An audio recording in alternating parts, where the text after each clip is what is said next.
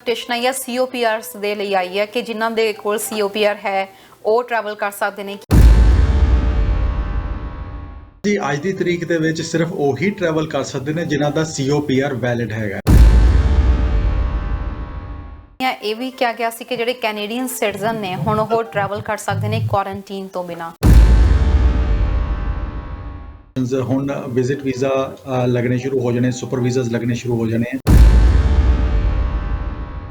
ਪਰ ਸਰ ਜਿਨ੍ਹਾਂ ਦੇ ਐਕਸਪਾਇਰ ਹੋ ਚੁੱਕਿਆ ਫਿਰ ਉਹਨਾਂ ਦਾ ਕੀ ਸਿਸਟਮ ਹੋਏਗਾ ਕਿ ਉਹਨਾਂ ਨੂੰ ਆਉਣ ਦੀ ਇਜਾਜ਼ਤ ਨਹੀਂ, ਇਸ ਵਕਤ ਵੈਲਿਡ ਨਹੀਂ ਹੈਗਾ COPR ਤੇ ਉਹ ਕੀ ਕਰਨ?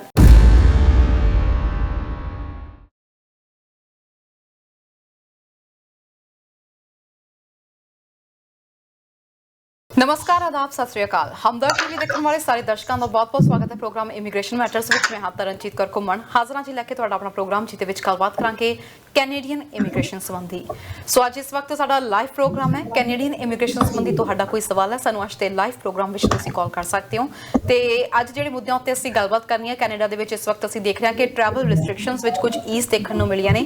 हुण कौन-कौन कैनेडा आ सकदा है, इस तों इलावा रेफ्यूजी एप्लीकेशनस दे उत्ते की लेटेस्ट इन्फॉर्मेशन आई है, खेतीबाड़ी सैक्टर के बारे भी असीं गलबात करांगे। बहुत सारियां एप्लीकेशनस जिहड़ियां ने इस वक्त लगाईयां जा रहीआं ने ते नाल दी नाल जेकर तुसीं US टू कैनेडा दे विच आउणा चाहुंदे हो, कैनेडा विच मूव होना चाहुंदे हो, की अपॉर्चुनिटीज़ हो सकदियां ने।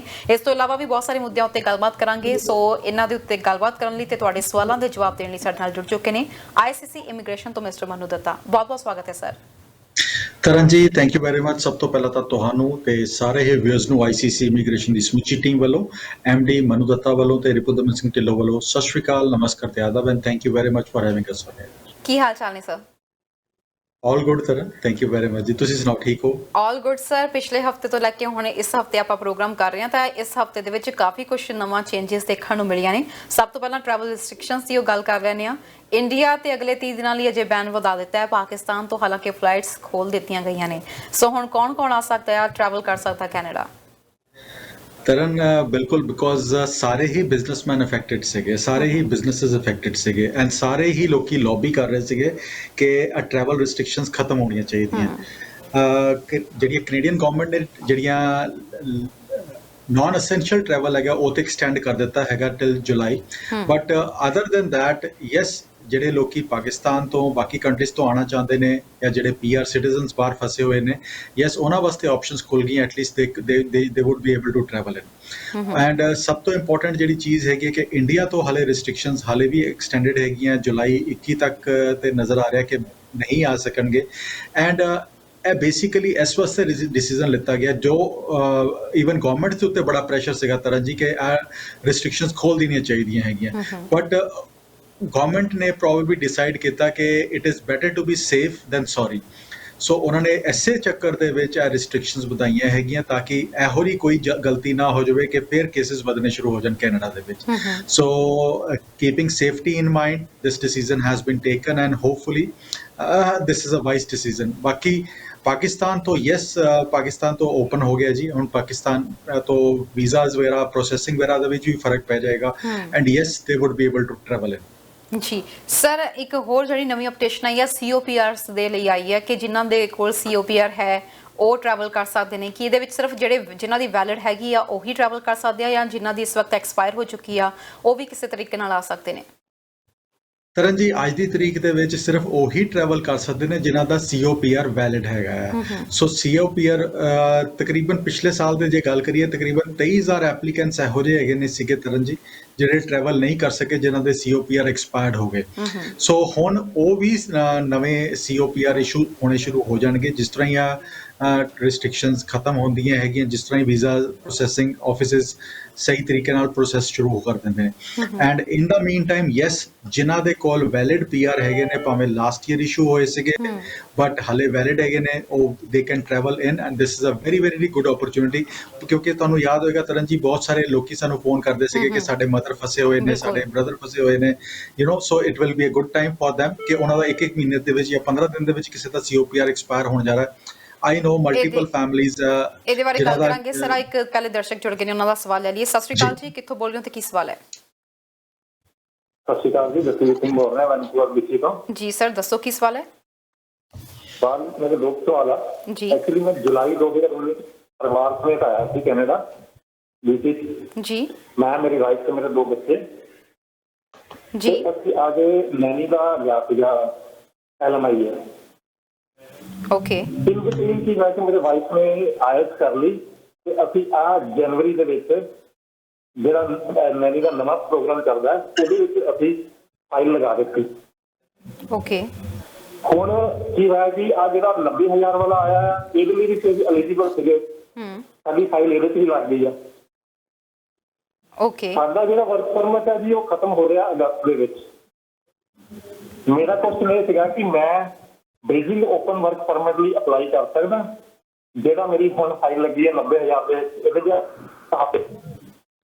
एक ਮੈਨੂੰ ਰੈਗੂਲਰ ਪੀਆਰ ਵਾਲੀ ਫਾਈਲ ਦੁਬਾਰਾ ਲਾਣੀ ਪਏਗੀ ਕਿਉਂਕਿ ਮੇਰੇ 24 ਮੰਥ ਜਿਹੜੇ ਆ ਇਹ ਅਗਸਤ ਵਿੱਚ ਕੰਪਲੀਟ ਹੋ ਜਾਣੇ।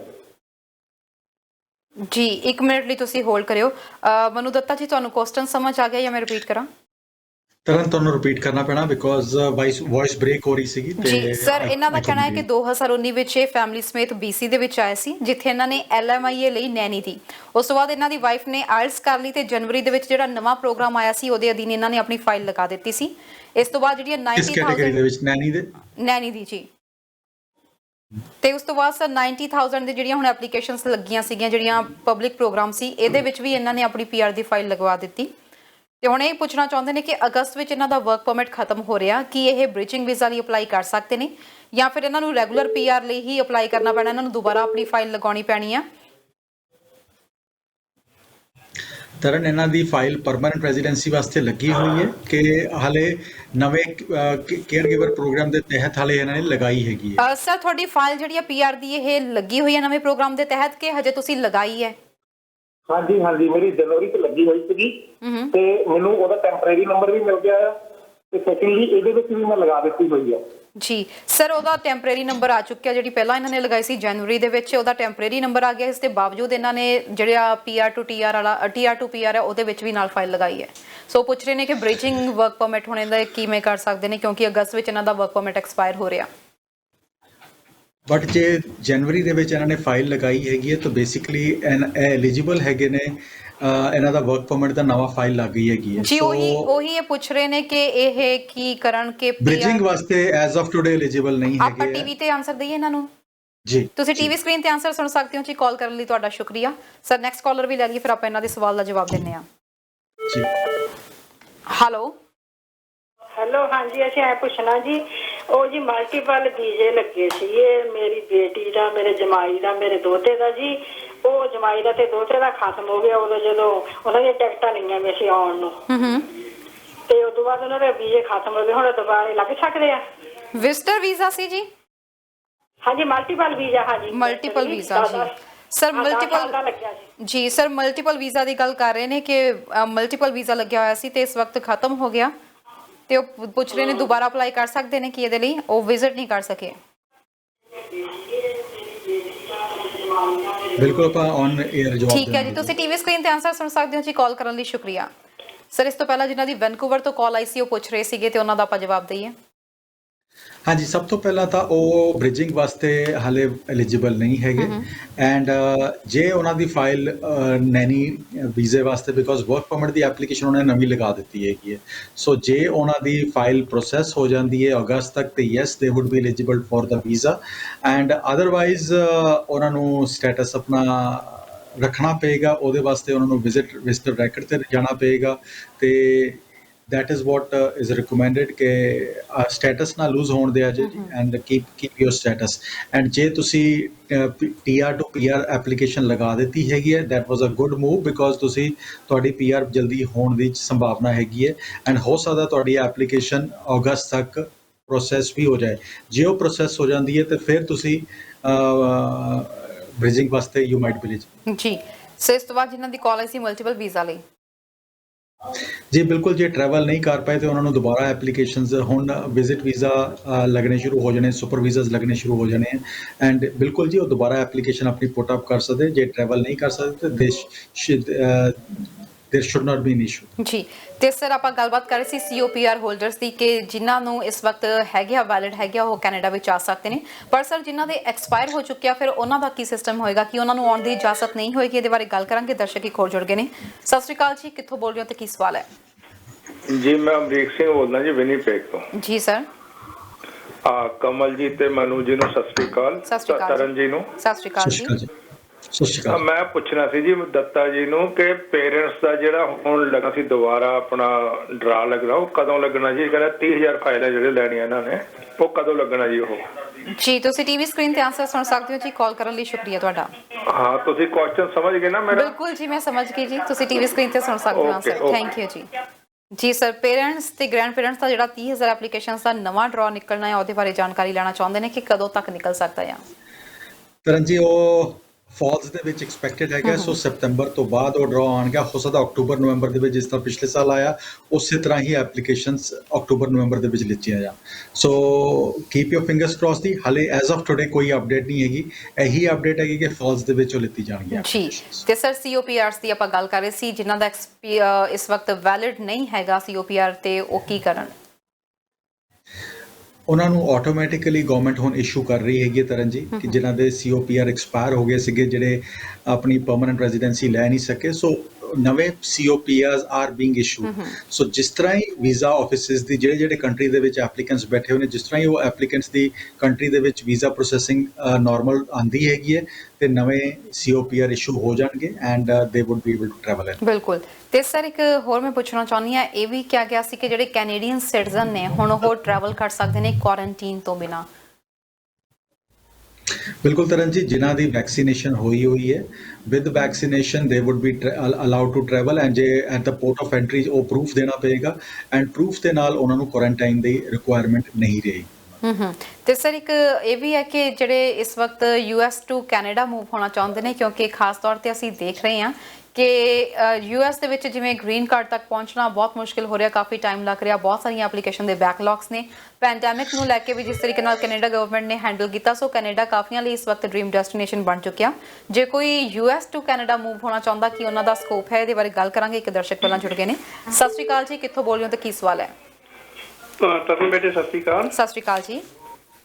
ਦਰਸ਼ਨ ਸਿੰਘ ਬੋਲ ਰਿਹਾ ਬੇਟੇ ਵਿਨੀਪੈਗ ਤੋਂ। ਮੈਂ ਪੁੱਛਣਾ ਸੀਗਾ ਬੇਟੇ ਵੀ ਜਿਹੜੀਆਂ 2021 ਦੇ ਵਿੱਚ ਨੈਨੀਕੇਅਰ ਗਿਵਰ ਦੀਆਂ ਫਾਈਲਾਂ ਲੱਗੀਆਂ ਵੀ ਉਹਦੇ ਟੈਂਪਰੇਰੀ ਨੰਬਰ ਕਦੋਂ ਕੋਣੇ ਸ਼ੁਰੂ ਹੋਣੇ ਨੇ? 2021 ਦੀਆਂ ਫਾਈਲਸ ਦਾ 1 ਮਿੰਟ ਲਈ ਹੋਲਡ ਕਰਿਓ। ਮਨੂ ਦੱਤਾ ਜੀ, ਤੁਹਾਨੂੰ ਕੁਐਸਚਨ ਸਮਝ ਆ ਗਿਆ?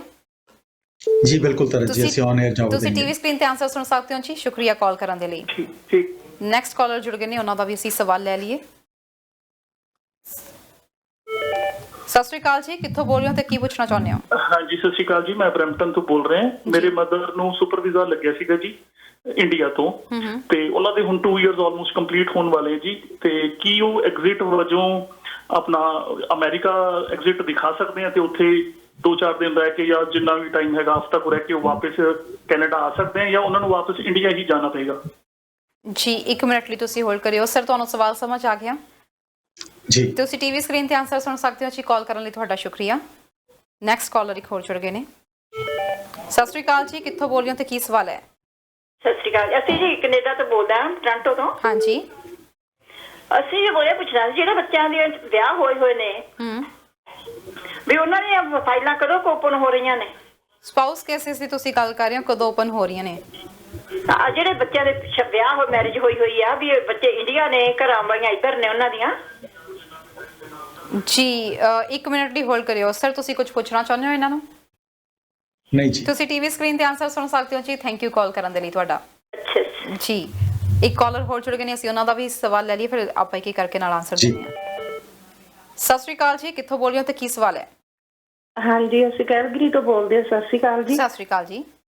ਹਾਂਜੀ ਮੇਰੇ 2 ਸਵਾਲ ਆ ਜੀ। ਇੱਕ ਤਾਂ ਅਸੀਂ ਦਸੰਬਰ 2 ਚ ਆਏ ਸੀ, ਜਨਵਰੀ ਚ ਸਾਡਾ ਵੀਜ਼ਾ ਖਤਮ ਹੋ ਗਿਆ ਸੀਗਾ ਸੁਪਰ ਵੀਜ਼ਾ, ਤੇ ਅਸੀਂ ਜਨਵਰੀ ਦੀ ਫਾਈਲ ਲੱਗੀ ਵੀ ਹੈ ਸਾਡੀ ਸੁਪਰ ਵੀਜ਼ੇ ਦੀ, ਉਹਦਾ ਨਹੀਂ ਕੁਛ ਆਇਆ ਜੀ। ਇੱਕ ਸਾਡੀ 2018 ਦੀ ਪੀਆਰ ਦੀ ਫਾਈਲ ਲੱਗੀ ਵੀ ਹੈ ਜੀ, ਉਹ ਐਮਪੀ ਤੋਂ ਵੀ ਅਸੀਂ ਈਮੇਲ ਪਵਾਤੀ ਸੀ, ਉਹਦੇ ਚ ਵੀ ਉਹਨਾਂ ਨੇ ਕੁਛ ਨਹੀਂ ਦੱਸਿਆਗਾ ਜੀ। 2018 ਦੀ ਪੀਆਰ ਫਾਈਲ ਲੱਗੀ ਹੈ ਤੇ ਕੋਈ ਹਜੇ ਤੁਹਾਨੂੰ ਰਿਪਲਾਈ ਨਹੀਂ ਆਇਆ? ਕੁਝ ਮੰਗਿਆ ਕੋਈ ਪੇਪਰਸ ਵਗੈਰਾ ਉਹਨਾਂ ਨੇ ਪਹਿਲਾਂ? ਹੈਲੋ ਹਾਂਜੀ ਹਾਂਜੀ ਤੁਸੀਂ ਕਹਿ ਰਹੇ ਹੋ ਇੱਕ 2018 ਦੀ ਤੁਹਾਡੀ ਪੀਆਰ ਦੀ ਫਾਈਲ ਲੱਗੀ ਹੋਈ ਹੈ, ਦੂਜਾ ਤੁਸੀਂ ਪੁੱਛਣਾ ਚਾਹੁੰਦੇ ਹੋ ਕਿ ਸੁਪਰ ਵੀਜ਼ਾ ਲਈ ਅਪਲਾਈ ਕੀਤਾ ਸੀ ਉਹਦਾ ਵੀ ਕੋਈ ਰਿਪਲਾਈ ਨਹੀਂ ਆਇਆ। ਹਾਂਜੀ ਹਾਂਜੀ ਜੀ 1 ਮਿੰਟ ਲਈ ਤੁਸੀਂ ਹੋਲਡ ਕਰਿਓ ਪਲੀਜ਼, ਟੀਵੀ ਤੇ ਨਾ ਸੁਣੋ, ਸਾਡੀ ਆਵਾਜ਼ ਨੂੰ ਫੋਨ ਤੇ ਸੁਣੋ। 2 ਮਿੰਟ ਲਈ ਹੋਲਡ ਕਰਿਓ। ਮਨੂ ਦੱਤਾ ਜੀ ਕੁਝ ਪੁੱਛਣਾ ਇਹਨਾਂ ਨੂੰ ਜਾਂ ਆਪਾਂ ਆਨਸਰ ਦਈਏ? ਨਹੀਂ ਤਰਨ ਜੀ ਆਨਸਰ ਟੀਵੀ ਦੇਣਗੇ ਸਕਰੀਨ ਜੀ। ਤੇ ਆਨਸਰ ਸੁਣ ਸਕਦੇ ਹੋ ਜੀ। ਕਾਲ ਕਰਨ ਲਈ ਸ਼ੁਕਰੀਆ। ਦਰਸ਼ਕਾਂ ਨੂੰ ਬੇਨਤੀ ਹੈ ਕਿ ਜਿਸ ਟਾਈਮ ਤੁਸੀਂ ਸਾਡੇ ਨਾਲ ਫੋਨ ਤੇ ਗੱਲ ਕਰ ਰਹੇ ਹੁੰਦੇ ਹੋ ਉਸ ਟਾਈਮ 'ਚ ਟੀਵੀ ਤੇ ਨਾ ਸੁਣਿਆ ਕਰੋ, ਸਾਨੂੰ ਡਾਇਰੈਕਟਲੀ ਫੋਨ ਤੇ ਹੀ ਸੁਣਿਆ ਕਰੋ। ਸਰ ਪਹਿਲਾਂ ਦਰਸ਼ਨ ਸਿੰਘ ਜੀ ਦੀ ਕਾਲ ਆਈ ਸੀ, ਨੈਣੀ ਕੇਅਰ ਕੀਵਰਡ ਦੀਆਂ ਪੁੱਛ ਰਹੇ ਨੇ 2021 ਦੀਆਂ ਜਿਨ੍ਹਾਂ ਨੂੰ ਫਾਈਲ ਲੱਗੀਆਂ, ਟੈਂਪਰੇਰੀ ਨੰਬਰ ਕਦੋਂ ਤੱਕ ਆ ਸਕਦਾ ਹੈ? ਤਰਨ ਜੀ ਪਹਿਲੀ ਗੱਲ ਤਾਂ ਨੈਣੀ ਦੀਆਂ 2021 ਦੀਆਂ ਫਾਈਲ ਨੰਬਰ ਆਣੇ ਸ਼ੁਰੂ ਹੋ ਗਏ ਨੇ। ਸੋ ਪਤਾ ਨਹੀਂ ਕਿਹੜੇ ਮਹੀਨੇ ਦੀ ਫਾਈਲ ਹੈਗੀ ਹੈ। ਯੈਸ ਬਟ ਆਪਣੀ ਈਮੇਲਸ ਚੈੱਕ ਕਰੋ ਜੀ। ਐਂਡ ਜੇ ਕੰਸਲਟੈਂਟ ਲਾਇਰ ਦੀ ਸਲਾਹ ਲਿੱਤੀ ਸੀਗੀ ਤੇ check with them as well because file numbers issue ਹੋ ਰਹੇ ਨੇ ਜੀ। ਤੇ ਇਸ ਤੋਂ ਬਾਅਦ ਸੀ ਬ੍ਰਾਹਮਚੰਦ ਤੋਂ ਕਾਲ ਆਈ ਸੀ, ਉਹਨਾਂ ਨੇ ਕਿਹਾ ਸੀ ਕਿ ਸੁਪਰ ਵੀਜ਼ਾ ਉਹਨਾਂ ਨੇ ਇੰਡੀਆ ਤੋਂ ਉਹਨਾਂ ਦੀ ਮਦਰ ਦਾ ਲੱਗਿਆ ਸੀ, 2 ਸਾਲ ਹੋ ਗਏ ਇੱਥੇ ਰਹਿੰਦੇ ਨੂੰ, ਕਿ ਇੱਕ ਵਾਰੀ ਅਮਰੀਕਾ ਐਗਜ਼ਿਟ ਕਰਕੇ ਵਾਪਸ ਕੈਨੇਡਾ ਆ ਸਕਦੇ ਨੇ ਜਾਂ ਉਹਨਾਂ ਨੂੰ ਇੰਡੀਆ ਹੀ ਜਾਣਾ ਪਏਗਾ? ਤਰਨ ਜੀ ਪਹਿਲੀ ਗੱਲ ਤੇ ਉਹਨਾਂ ਨੂੰ ਇਵਨ ਯੂਐਸਏ ਜਾਣ ਦੀ ਲੋੜ ਨਹੀਂ, ਉਹਨਾਂ ਦੀ extension with in Canada possible ਹੈਗੀ ਹੈ। ਐਂਡ ਜੇ ਉਹਨਾਂ ਨੂੰ ਹੈਲਪ ਚਾਹੀਦੀ ਹੈ they can always contact our office and we can assist them। Toronto ਤੋਂ ਨੈਕਸਟ ਕਾਲ ਆਈ ਸੀ ਸਰ, ਉਹ ਪੁੱਛ ਰਹੇ ਨੇ ਕਿ ਸਪਾਊਸ ਕੇਸਿਸ ਦੇ ਬਾਰੇ ਜਾਣਨਾ ਚਾਹੁੰਦੇ ਨੇ ਕਿ ਕਦੋਂ ਓਪਨ ਹੋਣਗੇ। ਤਰਨ ਜੀ ਸਪਾਊਜ਼ਲ ਐਪਲੀਕੇਸ਼ਨਸ ਇੰਡੀਆ ਤੋਂ ਆਂਟੀ ਹੋਣੀ ਗੱਲ ਕਰਦੇ ਸੀਗੇ ਮੇਰੇ ਖਿਆਲ, ਐਂਡ ਸ਼ੀ ਮੈਂਸ਼ਨਡ ਕਿ ਇੰਡੀਆ ਤੋਂ ਐਪਲੀਕੇਸ਼ਨਾਂ ਕਦੋਂ ਖੁੱਲ ਰਹੀਆਂ ਹੈਗੀਆਂ। ਬਿਲਕੁਲ ਜੀ ਐਪਲੀਕੇਸ਼ਨਾਂ ਪ੍ਰੋਸੈਸ ਹੋ ਰਹੀਆਂ ਹੈਗੀਆਂ, ਸ਼ੁਰੂ ਹੋ ਗਈਆਂ। ਸੋ ਓਨਲੀ ਥਿੰਗ ਇਜ਼ ਕਿ ਅੱਜ ਜਿਸ ਤਰ੍ਹਾਂ ਹੀ ਟਰੈਵਲ ਰਿਸਟ੍ਰਿਕਸ਼ਨਸ ਖਤਮ ਹੁੰਦੀਆਂ ਤੇ ਉਸ ਹਿਸਾਬ ਨਾਲ ਜਲਦੀ ਵੀਜ਼ਾਜ਼ ਇਸ਼ੂ ਹੋਣੇ ਸ਼ੁਰੂ ਹੋ ਜਾਣਗੇ, ਜਾਂ ਜਿਹੜੀਆਂ ਫਾਰਮੈਲਿਟੀਜ਼ ਰਹਿ ਗਈਆਂ ਹੈਗੀਆਂ ਫਾਈਲਸ ਦੇ ਉੱਤੇ officers wood B doing it now. But yes ਕੰਮ ਹੋ ਰਿਹਾ ਜੀ ਇਸ ਟਾਈਮ ਤੇ ਇੰਡੀਆ ਤੋਂ ਸਪਾਊਜ਼ਲ ਐਪਲੀਕੇਸ਼ਨ ਦੇ ਉੱਤੇ, ਐਂਡ ਹੋਪਫੁਲੀ ਤੁਹਾਡੇ ਕੇਸ ਦੇ ਵਿੱਚ ਵੀ you will hear some good news soon. ਜੀ ਕੈਲਗਰੀ ਤੋਂ ਕਾਲ ਆਈ ਸੀ ਦਸੰਬਰ 2 ਦੇ ਵਿੱਚ, ਉਹ ਕਹਿੰਦੇ ਸੀਗੇ ਕਿ ਉਹ ਕੈਨੇਡਾ ਆਏ ਸੀ, ਜਨਵਰੀ ਦੇ ਵਿੱਚ ਸੁਪਰ ਵੀਜ਼ਾ ਉਹਨਾਂ ਦਾ ਖਤਮ ਹੋ ਰਿਹਾ ਸੀ ਤੇ ਉਹਨਾਂ ਨੇ ਉਸ ਤੋਂ ਬਾਅਦ ਉਹਨੂੰ ਦੁਬਾਰਾ ਅਪਲਾਈ ਕੀਤਾ ਹੈ, ਅਜੇ ਤੱਕ ਕੋਈ ਰਿਪਲਾਈ ਨਹੀਂ ਆਇਆ। ਤੇ 2018 ਚ ਉਹਨਾਂ ਨੇ ਪੀਆਰ ਫਾਈਲ ਲਗਾਈ ਸੀ, ਉਹਦਾ ਵੀ ਅਜੇ ਕੋਈ ਰਿਪਲਾਈ ਨਹੀਂ ਆਇਆ। ਜਿਹੜੇ ਕੰਸਲਟੈਂਟ ਤੋਂ ਸਲਾਹ ਲਿੱਤੀ ਸੀਗੀ ਜਾਂ ਜਿਹੜੇ ਲਾਇਰ ਦੀ ਹੈਲਪ ਲਿੱਤੀ ਸੀਗੀ, check with them because they would be able to give you much more updated information। ਦੂਜੀ ਗੱਲ 18 ਵਾਲੀਆਂ ਐਪਲੀਕੇਸ਼ਨ ਭੈਣ ਜੀ ਤੁਸੀਂ ਇੱਕ ਚੀਜ਼ ਤਾਂ ਯਾਦ ਰੱਖੋ ਕਿ ਪਿਛਲੇ 1.25 ਸਾਲ ਦੇ ਵਿੱਚ ਕੋਈ ਕੰਮ ਨਹੀਂ ਹੋਇਆ। ਇਮੀਗ੍ਰੇਸ਼ਨ ਜਿਸ ਤਰ੍ਹਾਂ ਕੰਮ ਕਰਨਾ ਚਾਹੁੰਦੀ ਸੀਗੀ ਜਾਂ ਆਫਿਸਰ ਜੋ ਟਾਰਗੇਟ ਸੀਗੇ they were unable to achieve because travel restrictions pandemic ਨੇ ਹਰ ਚੀਜ਼ ਸਟੈਂਡ ਸਟਿਲ ਕਰ ਦਿੱਤੀ ਸੀ। ਸੋ ਮਾਰਚ ਦੀ ਪਿਛਲੀ ਸੈਕੰਡ ਵੀਕ 2020 ਤੋਂ ਬਾਅਦ ਹਾਲੇ ਤੱਕ ਕੋਈ ਮੂਵਮੈਂਟ ਇਸ ਤਰ੍ਹਾਂ ਖਾਸ ਨਹੀਂ ਹੋਈ। ਸੋ ਹੁਣ ਉਹ ਚੀਜ਼ਾਂ ਮੂਵ ਹੋਣੀਆਂ ਸ਼ੁਰੂ ਹੋਈਆਂ। ਹੋਪਫੁਲੀ ਤੁਹਾਡੀ ਪਰਮਾਨੈਂਟ ਰੈਜ਼ੀਡੈਂਸੀ ਦੀ ਐਪਲੀਕੇਸ਼ਨ 2018 ਵਾਲੀ ਦਾ ਵੀ ਤੁਹਾਨੂੰ ਕੁਝ ਨਾ ਕੁਝ ਜਵਾਬ ਜਲਦੀ ਆਉਣਾ ਚਾਹੀਦਾ ਹੈਗਾ। ਦੂਜੀ ਗੱਲ ਆ ਗਈ ਕਿ ਸੁਪਰ ਵੀਜ਼ਾ ਤੁਹਾਡਾ ਐਕਸਪਾਇਰ ਹੋ ਗਿਆ ਸੀਗਾ। ਇੱਕ ਮਿੰਟ ਲਈ ਹੋਲਡ ਕਰਿਓ, 1 ਮਿੰਟ ਲਈ ਹੋਲਡ ਕਰਿਓ ਜੀ ਸਰ। ਤਰਨ ਇਹਨਾਂ ਨੇ ਇੱਕ ਚੀਜ਼ ਹੋਰ ਕਹੀ ਸੀਗੀ ਕਿ ਜਿਹੜਾ ਸੈਪਟੈਂਬਰ ਸੁਪਰ ਵੀਜ਼ਾ ਇਹਨਾਂ ਦਾ ਐਕਸਪਾਇਰ ਹੋ ਗਿਆ ਸੀਗਾ ਸ਼ਾਇਦ, ਰਾਈਟ? ਜੀ ਬਿਲਕੁਲ। ਤੇ ਜੇ ਸੁਪਰ ਵੀਜ਼ਾ ਐਕਸਪਾਇਰ ਹੋ ਗਿਆ ਸੀਗਾ ਤੇ ਉਹ ਸੁਪਰ ਵੀਜ਼ਾ ਨਵਾਂ ਜਿਹੜਾ ਹੈਗਾ ਉਹ ਇੰਡੀਆ ਤੋਂ ਹੀ ਇਸ਼ੂ ਕੀਤਾ ਜਾਏਗਾ। ਹਾਂ ਐਕਸਟੈਂਸ਼ਨ ਜ਼ਰੂਰ ਤੁਸੀਂ ਥੋੜੇ ਚਿਰ ਵਾਸਤੇ ਲੈ ਸਕਦੇ ਜੀ। ਸਰ ਕਾਲਰ ਜੁੜ ਗਏ ਨੇ। ਹਾਂਜੀ ਸਰ ਦੱਸੋ ਜੀ ਕੀ ਪੁੱਛਣਾ ਚਾਹੁੰਦੇ ਸੀ? ਹਾਂਜੀ ਮੈਂ ਆਪਣੇ ਮਦਰ ਬਾਰੇ ਹੁਣੀ ਜਿਹੜਾ ਕੁਐਸਚਨ ਪੁੱਛਿਆ ਸੀ ਜੀ ਐਗਜ਼ਿਟ ਵਾਸਤੇ, ਜਿਹੜਾ ਕਿ ਉਹ ਯੂਐਸ ਐਗਜ਼ਿਟ ਕਰ ਸਕਦੇ ਕਿ ਨਹੀਂ ਕਰ ਸਕਦੇ। ਮੈਂ ਜੇ ਉਹਨਾਂ ਦੇ ਐਕਸਟੈਂਸ਼ਨ ਮਿਲ ਵੀ ਜਾਂਦੀ ਹੈ ਜੀ, ਸਪੋਜ਼ ਉਸ ਤੋਂ ਬਾਅਦ ਜੇ ਉਹਨਾਂ ਨੇ ਐਗਜ਼ਿਟ ਦਿਖਾਣਾ ਹੋਵੇ ਤੇ ਉਹਨਾਂ ਨੂੰ ਐਗਜ਼ਿਟ ਇੰਡੀਆ ਜਾਣਾ ਹੀ ਜ਼ਰੂਰੀ ਹੈ ਜੀ, ਜਾਂ ਉਹ ਅਮਰੀਕਾ ਦਾ ਐਗਜ਼ਿਟ ਵੀ ਦਿਖਾ ਸਕਦੇ ਹਨ? ਕਿਉਂਕਿ ਮੇਰਾ ਉੱਥੇ ਬ੍ਰਦਰ ਰਹਿੰਦਾ ਹੈਗਾ ਤਾਂ ਸਾਨੂੰ ਉੱਥੇ ਜਾਣ ਵਾਸਤੇ ਸੌਖਾ ਰਹੇਗਾ ਜੀ ਕਿ ਉਹ ਉੱਥੇ ਹਫਤਾ 10 ਦਿਨ ਜਾਂ ਜਿੰਨਾ ਵੀ ਟਾਈਮ ਹੈਗਾ ਲਗਾ ਕੇ ਆਪਣਾ ਕੈਨੇਡਾ 'ਚ ਵਾਪਸ ਆ ਜਾਣ। ਜੀ ਤੁਸੀਂ ਟੀਵੀ ਸਕਰੀਨ ਤੇ ਆਨਸਰ ਸੁਣ ਸਕਦੇ ਹੋ ਜੀ। ਥੈਂਕ ਯੂ ਕਾਲ ਕਰਨ ਲਈ। ਥੈਂਕ ਯੂ ਜੀ। ਸਰ ਇੱਕ ਕਾਲਰ ਹੋਰ ਜੁੜ ਗਏ ਨੇ, ਉਹਨਾਂ ਦਾ ਵੀ ਸਵਾਲ ਲੈ ਲਈਏ ਪਹਿਲਾਂ। ਸਤਿ ਸ਼੍ਰੀ ਅਕਾਲ ਜੀ। ਸਤਿ ਸ਼੍ਰੀ ਅਕਾਲ ਜੀ, ਕਿੱਥੋਂ ਬੋਲ ਰਹੇ ਹੋ ਤੇ ਕੀ ਸਵਾਲ ਹੈ? हाँ मेरी लड़की है ना इंडिया का, तो ਉਹਨੂੰ ਵੀਜ਼ਾ ਲੱਗਿਆ, ਲੜਕਾ ਔਰ ਲੜਕੀ, ਮੇਰੀ ਲੜਕੀ ਦਾ ਲੜਕਾ ਔਰ ਲੜਕੀ ਨੂੰ ਵੀਜ਼ਾ ਲੱਗ ਗਿਆ, ਪਰ ਉਹਦਾ ਜਿਹੜਾ ਪਾਸਪੋਰਟ ਨਾ ਲੜਕੇ ਦਾ ਉਹ ਅਗਲੇ ਸਾਲ ਦੀ ਜੂਨ ਦੇ ਵਿੱਚ ਖਤਮ ਹੋਣੇ ਵਾਲਾ, ਤੇ ਕਿਆ ਉਹ ਆ ਸਕਦਾ ਵਿਜ਼ਿਟ ਵੀਜ਼ੇ ਤੇ ਹੀ ਲਾਏ ਦੀ ਫਾਈਲ? ਜੀ 1 ਮਿੰਟ ਲਈ ਤੁਸੀਂ ਹੋਲਡ ਕਰਿਓ।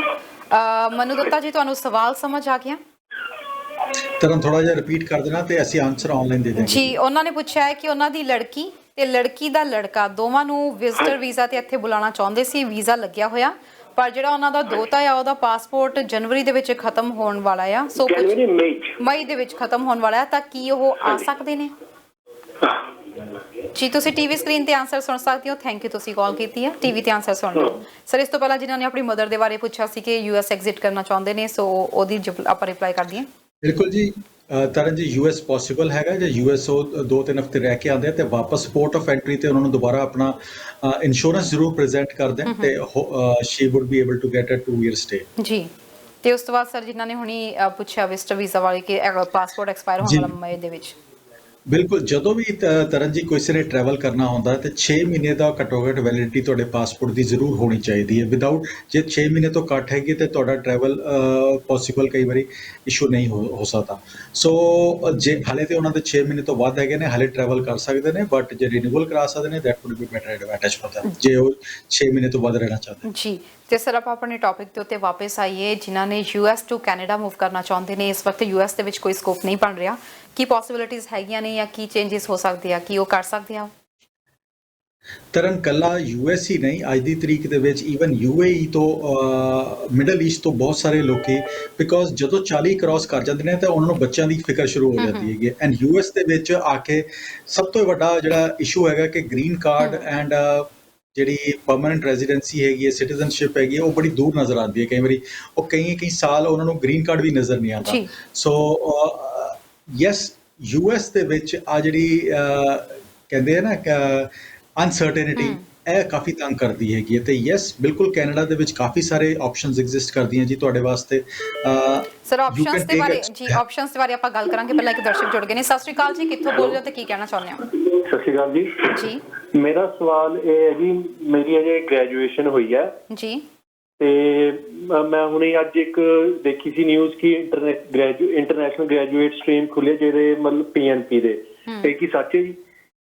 ਤੇ ਮਤਲਬ ਮੇਰੇ ਹੁਣ ਮੈਂ ਲਾ ਸਕਦਾ, ਮੇਰੇ ਕੋਲ ਜੌਬ ਵੀ ਹੈ ਪਰ ਆਇਲਸ ਵੀ ਹੈ, ਪਰ ਉਹ ਚ ਥੋੜੇ ਘੱਟ ਬੈਂਡ ਨੇ, ਮੇਰੀ ਪੀਐਨਪੀ ਲੱਗ ਸਕਦੀ ਹੈ ਕਿ ਨਹੀਂ? 1 ਮਿੰਟ ਲਈ ਹੋਲਡ ਕਰਿਓ ਸਰ, ਤੁਹਾਨੂੰ ਸਵਾਲ ਸਮਝ ਆ ਗਿਆ? ਕੁਝ ਪੁੱਛਣਾ ਜਾਂ ਆਨਸਰ ਦਈਏ?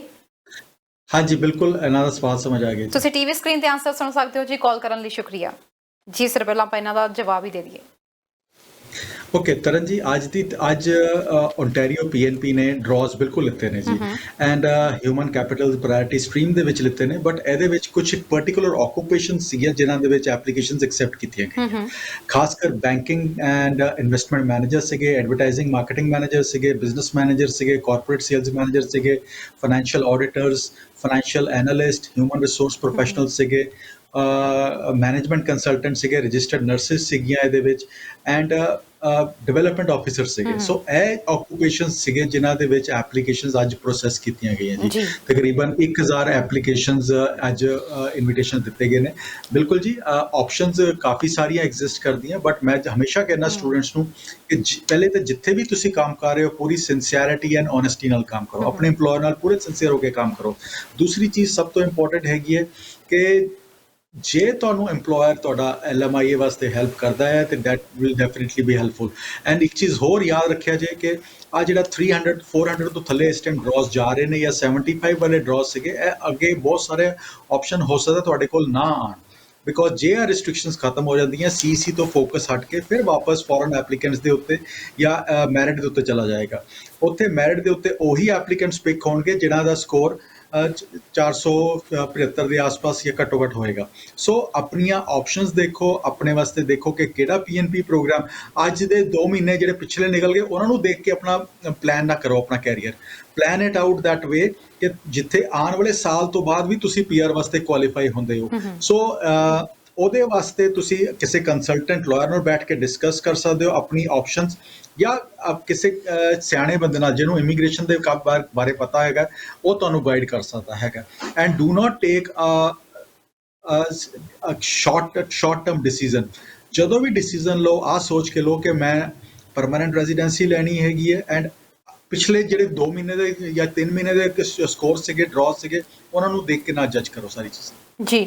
ਸਰ ਇਹਦੇ ਨਾਲ ਰੈਲੇਵੈਂਟ ਇੱਕ ਸਵਾਲ ਹੈ, ਪਰ ਮੈਂ ਉਹ ਥੋੜਾ ਬਾਅਦ ਚੋਂ ਪੁੱਛਦੀ ਹਾਂ। ਪਹਿਲਾਂ ਆਪਾਂ US ਵਾਲੇ ਤੇ ਵਾਪਸ ਆਈਏ। ਜਿਹੜੇ ਤੁਸੀਂ ਆਪਸ਼ਨਸ ਦੀ ਗੱਲ ਕਰ ਰਹੇ ਸੀ, ਕੀ ਆਪਸ਼ਨਸ ਹੋ ਸਕਦੀਆਂ ਇੱਥੇ? ਤਰ੍ਹਾਂ ਜੀ ਆਪਸ਼ਨਸ ਬਹੁਤ ਸਾਰੀਆਂ ਐਗਜ਼ਿਸਟ ਕਰਦੀਆਂ ਜੀ। Express entry is one option, and express entry ਜੇ ਐਪਲੀਕੈਂਟ ਦੀ ਮਾਸਟਰਸ ਹੈਗੀ ਹੈ, 29 ਸਾਲ ਤੋਂ ਘੱਟ ਏਜ ਹੈਗੀ ਹੈ, ਆਈਲੈਟਸ ਦੇ ਵਿੱਚ 8777 ਹੈਗਾ, 3 ਸਾਲ ਦਾ ਐਕਸਪੀਰੀਅੰਸ ਹੈ, ਤਾਂ ਉਹ ਤੇ ਰਾਈਟ ਅਵੇ ਐਕਸਪ੍ਰੈਸ ਐਂਟਰੀ ਦੇ ਵਿੱਚ ਕੁਆਲੀਫਾਈ ਕਰ ਜਾਣਗੇ। ਬਟ ਜਿਨ੍ਹਾਂ ਦੀ ਏਜ 30 ਕ੍ਰਾਸ ਕਰ ਗਈ ਹੈਗੀ ਹੈ ਜਾਂ ਮਾਸਟਰਸ ਨਹੀਂ ਹੈਗੀ ਤੇ ਉਹ applications without job offer process ਹੋਣੀਆਂ ਮੁਸ਼ਕਲ ਹੋ ਜਾਣਗੀਆਂ ਜਾਂ ਪੀਐਨਪੀ ਤੋਂ ਬਿਨਾਂ ਪ੍ਰੋਸੈਸ ਹੋਣੀਆਂ ਮੁਸ਼ਕਲ ਹੋ ਜਾਣਗੀਆਂ। ਸੋ ਇਹੋ ਜਿਹੇ ਐਪਲੀਕੈਂਟਸ ਨੂੰ ਇੱਕੋ ਸੁਜੈਸ਼ਨ ਕਿ ਲੁੱਕ ਫॉर ਐਨ EMPLOYER ਜਿਹੜਾ ਤੁਹਾਨੂੰ ਜੌਬ ਆਫਰ ਦੇ ਵਿੱਚ ਜਾਂ ਹੈਲਪ ਕਰ ਸਕੇ, LMIA ਦੇ ਨਾਲ ਹੈਲਪ ਕਰ ਸਕੇ, ਉਹਨਾਂ ਨਾਲ ਇਹ ਆਪਸ਼ਨ ਤੁਹਾਡੇ ਵਾਸਤੇ ਵਰਕ ਹੋ ਸਕਦੀਆਂ।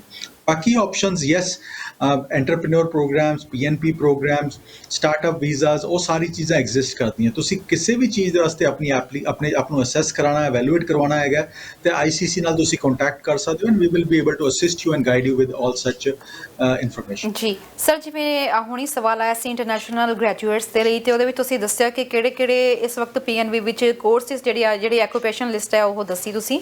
ਸਰ ਜਿਵੇਂ ਹੁਣ ਇਹਦੇ ਵਿੱਚ ਤੁਸੀਂ ਦੱਸਿਆ ਕਿ ਲਿਸਟ ਵਿੱਚ ਕਾਫੀ ਜਿਹੜੀਆਂ ਨੇ ਨੌਕ A ਜਾਂ B ਦੀਆਂ ਜੌਬਸ ਹੋਣਗੀਆਂ, ਪਰ ਜਿਹੜੇ ਇਸ ਵਕਤ ਲੋ ਸਕਿਲਡ ਵਰਕਰਸ ਕੈਨੇਡਾ ਵਿੱਚ ਮੌਜੂਦ ਨੇ ਉਹਨਾਂ ਲਈ ਹੁਣ ਕੀ ਆਪਸ਼ਨਸ ਨੇ? ਤਰਨ ਜੀ ਬਿਲਕੁਲ ਜਿੰਨੇ ਵੀ ਇੰਡਸਟਰੀਜ਼ ਹੈਗੀਆਂ ਕੋਈ ਵੀ ਲੋ ਸਕਿਲਡ ਵਰਕਰਸ ਤੋਂ ਬਿਨਾਂ ਸਰਵਾਈਵ ਨਹੀਂ ਕਰ ਸਕਦੀ, ਕੋਈ ਵੀ ਬਿਜ਼ਨਸ ਲੋ ਸਕਿਲਡ ਵਰਕਰ ਤੋਂ ਬਿਨਾਂ ਸਰਵਾਈਵ ਨਹੀਂ ਕਰ ਸਕਦਾ। ਰੀਸੈਂਟਲੀ ਹੋਇਆ ਕੀ ਹੈਗਾ ਤਰਨ ਜੀ, ਇੱਕ ਸਟੱਡੀ ਆਈ ਹੈਗੀ ਹੈ, ਕੈਨੇਡੀਅਨ ਐਕਸਲੈਂਟ ਰਿਸਰਚ ਚੇਅਰ ਹੈਗੀ ਹੈ ਇਨ ਮਾਈਗ੍ਰੇਸ਼ਨ ਐਂਡ ਇੰਟੀਗ੍ਰੇਸ਼ਨ। ਸੋ ਇਹਨਾਂ ਨੇ ਇੱਕ ਸਟੱਡੀ ਅਪਡੇਟ ਕੀਤੀ ਹੈਗੀ ਹੈ ਕਿ ਕੋਈ ਵੀ ਇੰਡਸਟਰੀ ਬਿਨਾਂ ਲੋ ਸਕਿਲਡ ਵਰਕਰਸ ਦੇ ਜੌਬਸ ਤੋਂ ਬਿਨਾਂ ਕੁਆਲੀਫਾਈ ਨਹੀਂ ਕਰ ਸਕਦੀ, ਸਰਵਾਈਵ ਨਹੀਂ ਕਰ ਸਕਦੀ। ਹੁਣ ਉਹਨਾਂ ਨੇ ਇੰਡਸਟਰੀ ਕਿਹੜੀਆਂ ਪਿਕ ਕੀਤੀਆਂ? They have picked up technically every industry, child care, family services, commercial transportation, food services, building construction, farming, Har occupation ਦੇ ਵਿੱਚ ਤੁਹਾਨੂੰ ਇਹੋ ਜਿਹੀਆਂ ਜੌਬਸ ਚਾਹੀਦੀਆਂ ਹੈਗੀਆਂ, ਫਾਰਮ ਲੇਬਰਸ, ਹਸਪੀਟਲ ਕਲੀਨਰਸ। ਹੁਣ ਤੁਹਾਨੂੰ ਐਸੈਂਸ਼ੀਅਲ ਦੇ ਵਿੱਚ, ਨਾਨ ਐਸੈਂਸ਼ੀਅਲ ਦੇ ਵਿੱਚ ਤੁਸੀਂ ਲਿਸਟ ਦੇਖੀ ਹੈਗੀ ਹੈ, ਹੈਲਥ ਕੇਅਰ ਤੋਂ ਬਿਨਾਂ ਜਿਹੜੀ ਲਿਸਟ ਹੈਗੀ ਉਹਦੇ ਵਿੱਚ ਤਕਰੀਬਨ ਇਹੋ ਜਿਹੇ ਸਾਰੇ ਆਕੂਪੇਸ਼ਨਸ ਐਗਜ਼ਿਸਟ ਕਰਦੇ ਨੇ ਤਰਨ ਜੀ।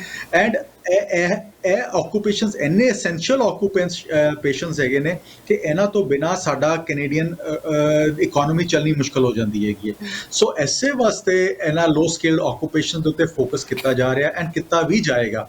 ਇਸ ਟਾਈਮ ਤੇ ਫੈਡਰਲ ਪ੍ਰੋਗਰਾਮ ਐਗਜ਼ਿਸਟ ਕਰ ਰਹੇ ਨੇ, PNP ਪ੍ਰੋਗਰਾਮ ਐਗਜ਼ਿਸਟ ਕਰ ਰਹੇ ਨੇ, ਇਨ ਡਿਮਾਂਡ ਕੈਟੇਗਰੀਜ਼ ਐਗਜ਼ਿਸਟ ਕਰ ਰਹੀਆਂ। ਤਾਂ ਹਰ ਪ੍ਰੋਵਿੰਸ ਨੇ ਤਕਰੀਬਨ ਇਹੋ ਜਿਹੀਆਂ ਆਪਸ਼ਨਸ ਰੱਖੀਆਂ ਹੋਈਆਂ ਤੇ ਇਹ ਆਪਸ਼ਨਸ ਆਉਣ ਵਾਲੇ ਸਮੇਂ ਦੇ ਵਿੱਚ ਵੀ ਹੋਰ ਨੰਬਰ ਵਧਣਗੇ ਇਹਨਾਂ ਦੇ ਵਿੱਚ ਰਿਕੁਆਇਰਮੈਂਟਸ ਦੇ। So yes you are absolutely right ਜੀ, ਇਹੋ ਜਿਹੀਆਂ ਆਕੂਪੇਸ਼ਨਸ ਲੋ ਸਕਿਲਡ ਤੋਂ ਬਿਨਾਂ ਅਸੀਂ ਕੈਨੇਡੀਅਨ ਇਕਨੋਮੀ ਸਰਵਾਈਵ ਕਰਨਾ ਮੁਸ਼ਕਿਲ ਹੈ ਜੀ। ਸਰ ਰਿਫਿਊਜੀਜ਼ ਦੇ ਬਾਰੇ ਵੀ ਆਪਾਂ ਜਾਣਕਾਰੀ ਜ਼ਰੂਰ ਲਈਏ। ਰਿਫਿਊਜੀਜ਼ ਦੀਆਂ ਵੀ ਕਈਆਂ ਨੇ ਐਪਲੀਕੇਸ਼ਨਸ ਲਗਾਈਆਂ ਹੋਈਆਂ ਸੀ, ਕੀ ਉਹ ਪ੍ਰੋਸੈਸ ਹੋ ਰਹੀਆਂ ਨੇ? ਕੋਈ ਰਿਫਿਊਜੀ ਕੇਸਿਸ ਦੇ ਉੱਤੇ ਨਵੀਂ ਅਪਡੇਸ਼ਨ? ਤਰਨ ਜੀ ਰਿਫਿਊਜੀ ਉੱਤੇ 2-3 ਅਪਡੇਟਸ ਹੈਗੀਆਂ। ਇੱਕ ਤਾਂ ਨਵੇਂ ਪ੍ਰੋਗਰਾਮ ਜੋ ਲਿਖੇ ਗਏ ਨੇ ਰਿਫਿਊਜੀਜ਼ ਵਾਸਤੇ, so that is the first 3 ਨਵੇਂ ਪ੍ਰੋਗਰਾਮ ਜੋ ਲਿਖੇ ਗਏ ਨੇ ਐਂਡ ਰਿਫਿਊਜੀਜ਼ ਨੂੰ ਇੱਥੇ ਲਿਆ ਕੇ ਸੈਟਲ ਕਰਨ ਵਾਸਤੇ। ਦੂਸਰੀ ਚੀਜ਼ ਹੈਗੀ ਜਿਹੜਾ ਪ੍ਰੋਸੈਸਿੰਗ ਟਾਈਮ ਹੈਗਾ ਉਹਦੇ ਤੇ ਕਿਹਾ ਜਾ ਰਿਹਾ ਕਿ ਹੁਣ ਪ੍ਰੋਸੈਸਿੰਗ ਟਾਈਮ ਘੱਟ ਹੋਏਗਾ।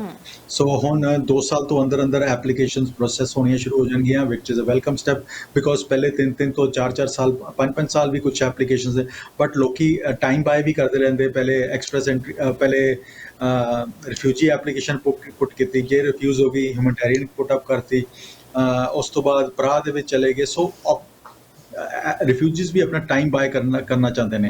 ਜਿਹੜੇ ਐਕਚੁਅਲ ਰਿਫਿਊਜੀਜ਼ ਹੁੰਦੇ ਨੇ ਜਿਨ੍ਹਾਂ ਦੇ ਕੋਲ ਡਾਕੂਮੈਂਟਰੀ ਐਵੀਡੈਂਸਿਸ, ਪ੍ਰੂਫਸ ਵਗੈਰਾ ਸਾਰਾ ਕੁਝ ਪ੍ਰੈਜ਼ੈਂਟ ਹੈਗਾ, ਉਹ ਐਪਲੀਕੇਸ਼ਨ 2 ਸਾਲ ਦੇ ਅੰਦਰ ਪੋਜ਼ਿਟਿਵ ਰਿਜ਼ਲਟ ਆ ਜਾਂਦਾ ਹੈਗਾ। ਉਹਨਾਂ ਦੀ ਫੈਮਿਲੀ ਵਗੈਰਾ ਵੀ ਉਹਨਾਂ ਨੂੰ ਜੁਆਇਨ ਕਰ ਸਕਦੀ ਹੈ ਬਾਅਦ ਦੇ ਵਿੱਚ।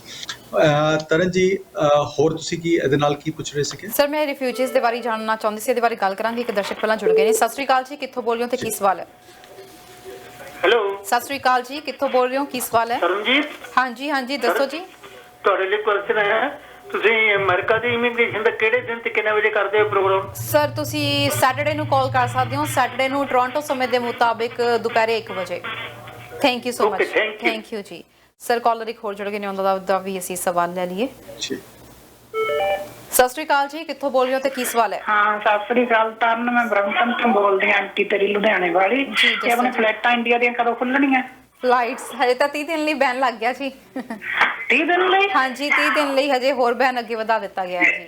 ਅੱਛਾ, ਇੰਡੀਆ ਗਏ ਆ ਨਹੀਂ ਸਕਦੇ ਪੀਆਰ? ਜਿਹੜੇ ਇੰਡੀਆ ਤੋਂ ਗਏ ਆ ਪੀਆਰਸ ਵਾਪਸ ਆਉਣਾ ਚਾਹੁੰਦੇ ਨੇ। ਹਾਂਜੀ, ਤੁਸੀਂ ਟੀਵੀ ਸਕਰੀਨ ਤੇ ਉਹਨਾਂ ਦੇ ਬਾਰੇ ਸੁਣ ਲਿਓ ਜੀ, ਨਵੀਂ ਅਪਡੇਸ਼ਨ ਆਈ ਆ ਉਹਨਾਂ ਬਾਰੇ, ਟੀਵੀ ਸਕਰੀਨ ਤੇ ਸੁਣ ਲਿਓ। ਠੀਕ ਹੈ ਜੀ, ਥੈਂਕ ਯੂ ਕਾਲ ਕਰਨ ਲਈ। ਸਰ ਪੀਆਰ ਹੋਲਡਰਸ ਆ ਸਕਦੇ ਨੇ ਜੋ ਨਵੀਆਂ ਇਸ ਵਕਤ ਟਰੈਵਲ ਰੈਸਟ੍ਰਿਕਸ਼ਨਸ ਤੋਂ ਈਜ਼ ਹੋਈ ਹੈ? ਬਿਲਕੁਲ ਜੀ, ਜਿਹੜੇ ਪੀਆਰ ਹੋਲਡਰਸ ਹੈਗੇ ਨੇ, ਸਿਟੀਜ਼ਨਸ ਹੈਗੇ ਨੇ, ਉਹ ਵਾਪਸ ਆ ਸਕਣਗੇ ਐਂਡ ਉਹਨਾਂ ਨੂੰ ਈਵਨ ਜੇ ਉਹਨਾਂ ਦਾ ਵੈਕਸੀਨੇਸ਼ਨ ਹੋਇਆ ਤੇ ਉਹਨਾਂ ਨੂੰ ਕੁਆਰੰਟਾਈਨ ਦਾ ਵੀ ਕੋਈ ਰਿਕੁਆਇਰਮੈਂਟ ਨਹੀਂ ਰਹੇਗਾ। ਠੀਕ ਹੈ ਸਰ। ਸਟ੍ਰੇਟ ਫਲਾਈਟ ਹਲੇ ਵੀ ਪੋਸੀਬਲ ਨਹੀਂ ਹੈਗੀ ਇੰਡੀਆ ਤੋਂ, ਬਟ ਯੈਸ ਉਹ ਕਨੈਕਟਿੰਗ ਫਲਾਈਟਸ ਤੋਂ ਲੈਂਡ ਕਰ ਸਕਦੇ। ਬਿਲਕੁਲ, ਜਿਹੜੀਆਂ ਸਿੱਧੀਆਂ ਉਡਾਣਾਂ ਨੇ ਉਹ ਨਹੀਂ ਆ ਸਕਦੀਆਂ, ਮਤਲਬ ਤੁਸੀਂ ਰਾਸਤੇ 'ਚ ਕਿਤੇ ਸਟੇ ਕਰਕੇ ਫਲਾਈਟ ਚੇਂਜ ਕਰਕੇ ਵਾਪਸ ਆ ਸਕਦੇ ਹੋ। ਸੋ ਸਰ ਗੱਲਬਾਤ ਮੈਂ ਥੋੜਾ ਜਿਹਾ ਹੁਣ ਇੱਥੇ ਫਾਰਮ ਵਰਕਰਸ ਦੇ ਬਾਰੇ ਵੀ ਕਰੂੰਗੀ। ਓਪਰਚੁਨਿਟੀਜ਼ ਉਹਨਾਂ ਲਈ ਕੀ ਨੇ ਕਿ ਇਸ ਵਕਤ ਫਾਰਮ ਵਰਕਰਸ ਜਿਹੜੇ ਆ PR ਲਈ ਅਪਲਾਈ ਕਰ ਸਕਦੇ ਨੇ, ਜਿਹੜਾ ਖਾਸ ਤੌਰ ਤੇ TR to PR ਦਾ ਆਇਆ ਸੀ, ਜਿਹੜਾ ਨਵਾਂ ਪ੍ਰੋਗਰਾਮ ਆਇਆ ਸੀ, ਪਬਲਿਕ ਪ੍ਰੋਗਰਾਮ। ਤਰਨ ਜੀ ਬਿਲਕੁਲ TR to PR ਵਾਲੀ ਜਿਹੜੀਆਂ ਐਪਲੀਕੇਸ਼ਨਸ ਹੈਗੀਆਂ ਫਾਰਮ ਵਰਕਰਸ ਦੀਆਂ, ਟਰੱਕ ਡਰਾਈਵਰਸ ਦੀਆਂ ਅੱਜ ਵੀ ਲੱਗ ਸਕਦੀਆਂ ਹੈਗੀਆਂ। ਬੇਸਿਕ ਰਿਕੁਆਇਰਮੈਂਟਸ ਹੈਗੀਆਂ ਕਿ ਉਹਨਾਂ ਕੋਲ ਗ੍ਰੇਡ 12 ਜ਼ਰੂਰ ਹੋਣਾ ਚਾਹੀਦਾ, 1 ਸਾਲ ਦਾ ਕੈਨੇਡੀਅਨ ਐਕਸਪੀਰੀਅੰਸ ਹੋਣਾ ਚਾਹੀਦਾ ਤੇ 4 ਬੈਂਡ ਆਇਲਟ ਦੇ ਵਿੱਚ ਹੋਣੇ ਚਾਹੀਦੇ ਨੇ। ਸੋ CLB ਲੈਵਲ 4 ਹੋਣਾ ਚਾਹੀਦਾ।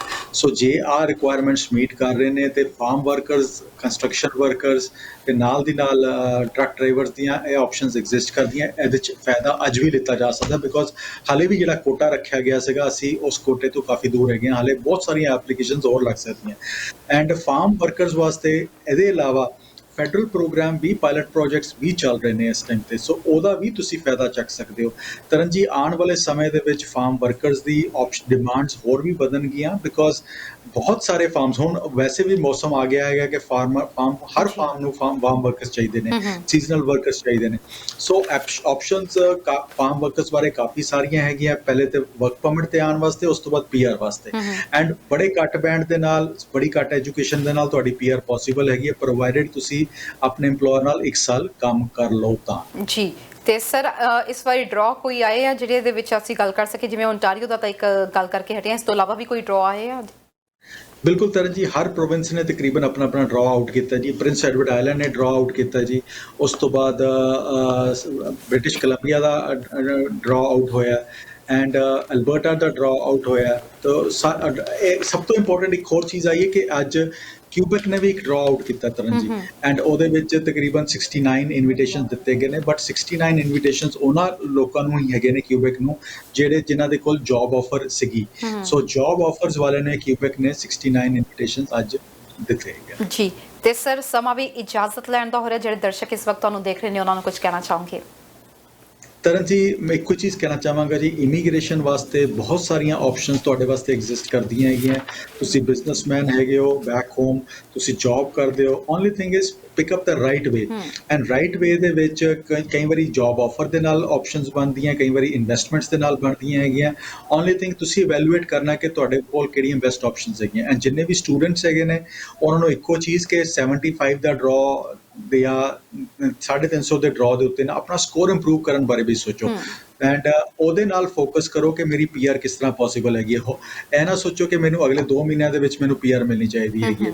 ਆਹ ਸੋਚੋ ਕਿ 1 ਸਾਲ ਬਾਅਦ ਵੀ ਮੈਂ PR ਦੇ ਨਾਲ ਕਿਸ ਤਰ੍ਹਾਂ ਕੁਆਲੀਫਾਈ ਹੋ ਸਕਦਾ, ਬਿਕੋਜ਼ ਜੇ ਟਰੈਵਲ ਰਿਸਟ੍ਰਿਕਸ਼ਨਸ ਖਤਮ ਹੋ ਗਈਆਂ ਤੇ CEC ਤੋਂ ਫੋਕਸ ਹਟ ਕੇ ਫਿਰ ਮੈਰਿਟ ਦੇ ਉੱਤੇ ਚਲਾ ਜਾਏਗਾ, ਸਕੋਰ ਫਿਰ ਉੱਪਰ ਚਲੇ ਜਾਣਗੇ ਐਕਸਪ੍ਰੈਸ ਐਂਟਰੀ ਦੇ CRS ਦੇ ਸਕੋਰ। ਫਿਰ ਜੇ 475 500 ਦੇ ਸਕੋਰ ਚਲਾ ਗਿਆ ਤੇ 350 350 ਜਾਂ 450 ਜਾਂ 400 ਵਾਲੇ ਤੁਸੀਂ ਕਿਸ ਤਰ੍ਹਾਂ ਕੁਆਲੀਫਾਈ ਹੋਗੇ। ਸੋ ਆਪਣੇ ਸਕੋਰਸ ਇੰਪਰੂਵਮੈਂਟ ਬਾਰੇ ਸੋਚੋ ਐਂਡ ਆਪਸ਼ਨਸ ਦੇਖੋ ਕਿ ਕਿਸ ਤਰ੍ਹਾਂ ਤੁਹਾਡਾ ਸਕੋਰ ਇੰਪਰੂਵ ਹੋ ਸਕਦਾ ਜਾਂ PNP ਦੇ ਵਿੱਚ ਕਿਸ ਤਰ੍ਹਾਂ ਤੁਸੀਂ ਕੁਆਲੀਫਾਈ ਕਰ ਸਕਦੇ ਹੋ। ਇਮੀਗ੍ਰੇਸ਼ਨ ਦੀ ਕੋਈ ਵੀ ਐਡਵਾਈਸ ਲੈਣਾ ਚਾਹੁੰਦੇ ਹੋ ਤਾਂ ਇੱਕ ਵਾਰੀ ਕੰਸਲਟੈਂਟਸ ਨੂੰ ਜ਼ਰੂਰ ਆ ਕੇ ਗੱਲ ਕਰੋ, ਲਾਇਰਸ ਨਾਲ ਡਿਸਕਸ ਕਰੋ ਆਪਣਾ ਕੇਸ। ਜਿੱਥੇ ਵੀ ਤੁਸੀਂ ਹੈਗੇ ਹੋ ਉੱਥੇ ਤੁਹਾਡਾ ਜਾਂ ਕਿਸੇ ਨੂੰ ਟਰਸਟ ਕਰਦੇ ਹੋ ਜਿਹਨਾਂ ਤੋਂ ਤੁਸੀਂ ਪਹਿਲੇ ਕੰਮ ਕਰਵਾਇਆ ਹੋਇਆ, get in touch with them। ਜੇ ਉਹ ਤੁਹਾਨੂੰ ਕੋਲ ਨਹੀਂ ਹੈਗਾ ਤੇ ICC ਤੇ ਸਾਨੂੰ ਕੰਟੈਕਟ ਕਰ ਸਕਦੇ ਹੋ। We will be able to assist you and guide you with such applications. And ICC ਤੇ ਸਾਨੂੰ 14 ਸਾਲ ਤੋਂ ਜ਼ਿਆਦਾ ਅਰਸਾ ਹੋ ਗਿਆ ਇਮੀਗ੍ਰੇਸ਼ਨ ਸਰਵਿਸਿਜ਼ ਪ੍ਰੋਵਾਈਡ ਕਰਦੇ ਹੋਇਆ। And we are a team that is known for crystal clear and transparent advice. ਕੁਝ ਚੀਜ਼ਾਂ ਪੋਸੀਬਲ ਹੁੰਦੀਆਂ, ਕੁਝ ਚੀਜ਼ਾਂ ਪੋਸੀਬਲ ਨਹੀਂ ਹੁੰਦੀਆਂ। ਜੇ ਚੀਜ਼ ਕੋਈ ਪੋਸੀਬਲ ਹੋਏਗੀ ਤੁਹਾਡੇ ਵਾਸਤੇ ਵੀ ਵਿਲ ਟੈਲ ਯੂ, ਜੇ ਨਹੀਂ ਹੋਏਗੀ ਤੇ ਉਹ ਵੀ ਤੁਹਾਨੂੰ ਕਵਾਂਗੇ ਕਿ ਆਪਣਾ ਟਾਈਮ ਤੇ ਪੈਸਾ ਖਰਾਬ ਨਾ ਕਰੋ। So you can reach us at info@iccimmigration.ca ਜਾਂ ਫਿਰ ਤੁਸੀਂ ਫੋਨ ਕਰ ਸਕਦੇ ਹੋ 905 461 2424 ਜਾਂ ਫਿਰ ਤੁਸੀਂ WhatsApp ਕਰ ਸਕਦੇ ਹੋ 647 850 9000 647 850 9000। ਜੀ ਸਰ, ਬਹੁਤ ਬਹੁਤ ਸ਼ੁਕਰੀਆ ਸਾਡੇ ਪ੍ਰੋਗਰਾਮ ਚ ਆਉਣ ਲਈ ਤੇ ਦਰਸ਼ਕਾਂ ਨੂੰ ਜਾਣਕਾਰੀ ਦੇਣ ਲਈ। Thank you. Thank you very much Taran ji, ਸਤਿ ਸ਼੍ਰੀ ਅਕਾਲ। ਸੋ ਦੋਸਤੋ, ਇਸ ਸੀ ਸਾਡਾ program immigration matters. ICC immigration ਤੋਂ ਮਿਸਟਰ ਮਨੂ ਦੱਤਾ ਨੇ ਤੁਹਾਨੂੰ ਜਾਣਕਾਰੀ ਦਿੱਤੀ ਹੈ। ਇਹਨਾਂ ਦੀਆਂ ਸੇਵਾਵਾਂ ਲੈਣੀਆਂ ਚਾਹੁੰਦੇ ਹੋ ਤਾਂ ਤੁਸੀਂ ਕਾਲ ਕਰ ਸਕਦੇ ਹੋ ਇਹਨਾਂ ਦੇ ਨੰਬਰਸ ਦੇ ਉੱਤੇ ਜਾਂ ਈਮੇਲ ਵੀ ਕਰ ਸਕਦੇ ਹੋ। ਫਿਲਹਾਲ ਸਾਡਾ ਪ੍ਰੋਗਰਾਮ ਦੇਖਣ ਲਈ ਬਹੁਤ ਬਹੁਤ ਧੰਨਵਾਦ। ਤੁਸੀਂ ਦੇਖਦੇ ਰਹੋ ਹਮਦਰਦ TV। ਸਤਿ ਸ਼੍ਰੀ ਅਕਾਲ।